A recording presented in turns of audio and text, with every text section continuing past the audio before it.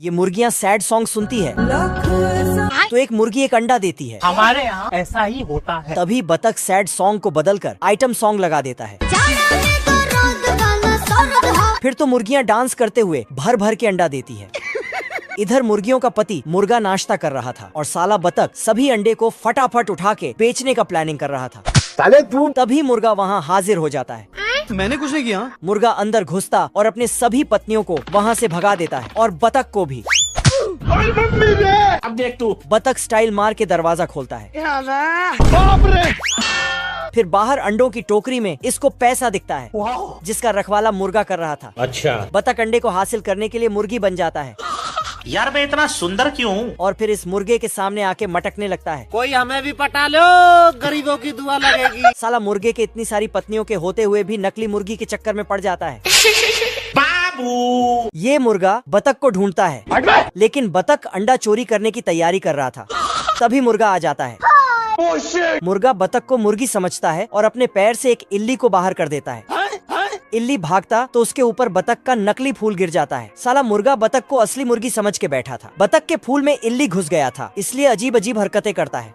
साला मुर्गा तो कुछ और ही समझ रहा था। आजा आजा आजा। मुर्गा बतख को पकड़ने आता तो जोगिंदर बतख अपने फूल में कुछ देखता है तो इल्ली वहाँ से भाग जाता है और फिर इल्ली इसके कॉस्ट्यूम में ही घुस जाता है।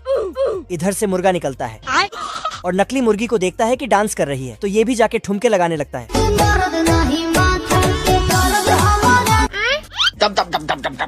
ओ भाई ये क्या है? इनका डांस अच्छा लगा तो लाइक कमेंट कर देना। ये मुर्गा और बतख डांस कर रहा था। तभी डांस करते करते बतख अंडे को उठा के फरार होने की सोचता है, लेकिन साला मुर्गा बतख को नचाते रहता है। बाप रे! फिर से बतख अपना टारगेट पूरा करने को दौड़ता है, लेकिन इसका फूल काम बिगाड़ देता है। ये क्या है? तो मुर्गा उसे फिर से नचाने लगता है क्योंकि बतख नकली मुर्गी बना है। आँखों से लीजिए। बतख नाचने छोड़कर अंडे बेचने को भागता है, लेकिन मुर्गा उसे हवा में ही पकड़ लेता है और घुमा घुमा के डांस करवाता है। बाबू लेकिन घूमते घूमते बतख का पोल खुल जाता है और इल्ली भी आजाद हो जाता है। अरे मुझे चक्कर आने लग गया अब। फिर मुर्गा ये सब देखकर साला बतख अंडे का टोकरी उठा के भागने लगता है तो उसके पीछे मुर्गा भी।